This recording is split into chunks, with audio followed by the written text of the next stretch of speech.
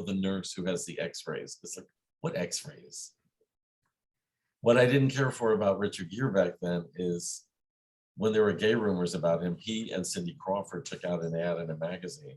Because also Cindy Crawford had been on the cover of Vanity Fair with Katie Lang, lesbian chic, even though Cindy Crawford is not a lesbian.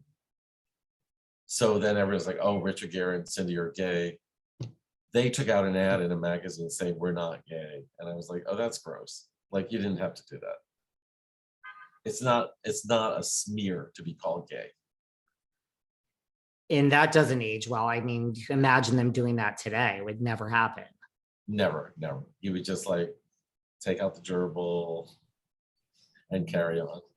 What things do you think have an element of truth in, like Tom Cruise? I don't know. People want him to be gay, but it's like Cher says she dated him. Then again, she dated David Geffen too. She really did. She did. Talk to me about, is this true that this just, being from New York, Madonna was on the scene back in the day. I just had my good friend Isaac Mizrahi back here and he said, I love doing your podcast. And he was being sarcastic, snarky, like only Isaac or you or others could. He's like, somehow you always bring up Madonna when I'm here. But since this is your first time here, is this true that your band was opening for Madonna and she wouldn't let you guys do sound check? It wasn't even opening. We were equal billed in the ad. We were equal. We went on first. But yeah, she sound checked. I've told this story on so many shows. She was such a perfectionist, sound checking from the mic from every angle. I'd never seen anything like this. It was like obsessive. That by time she was through, they had to open the door to the club. We didn't get to sound check. And I was like, this bitch is going nowhere. And I still say I was right. No, I'm kidding. I was pissed, but maybe it's that kind of tunnel vision that allowed her to become so big. She just had to make it big. No one else was in the room when she was testing that mic. And I gave her all the props for what she did for our community. And how she conquered really the 3-minute music video, which was at the time a new art form. Well, I know, yes, you infamously said this bitch is going nowhere. And you said, is this true? People still, when they see you, will like just scream in your face and say you were wrong about Madonna? One guy was driving past me and just screamed out, she made it.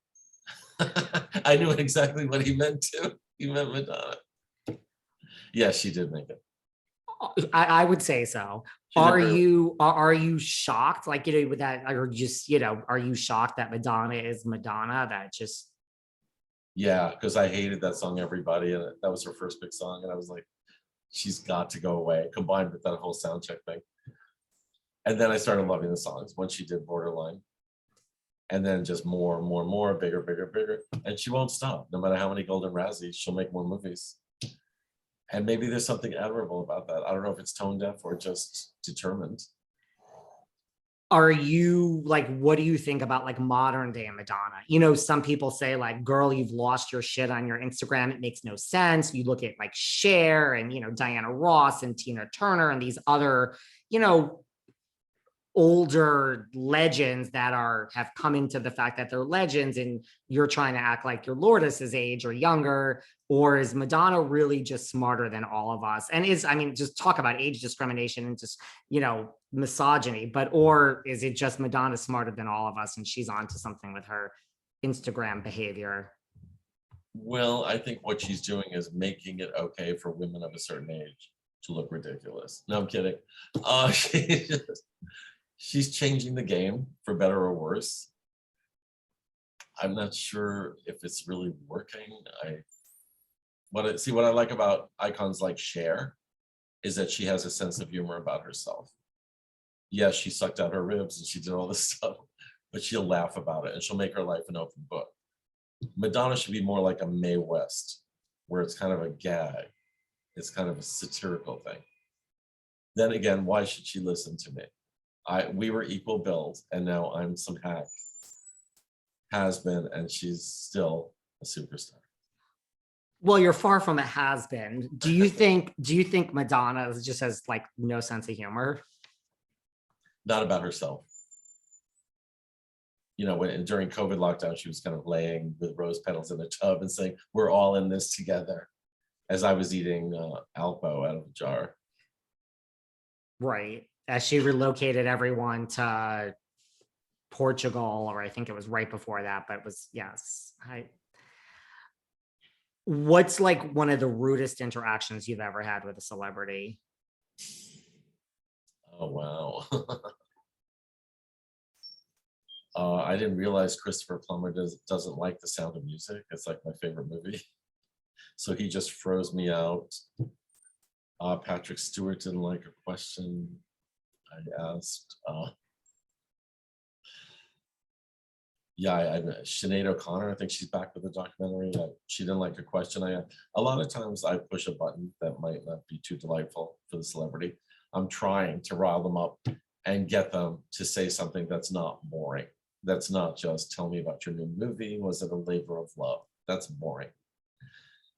So if I say something a little offbeat, one thing about Sarah Jessica, I was on the phone interviewing her once, and we were talking about the Sex and the City, one of the movies.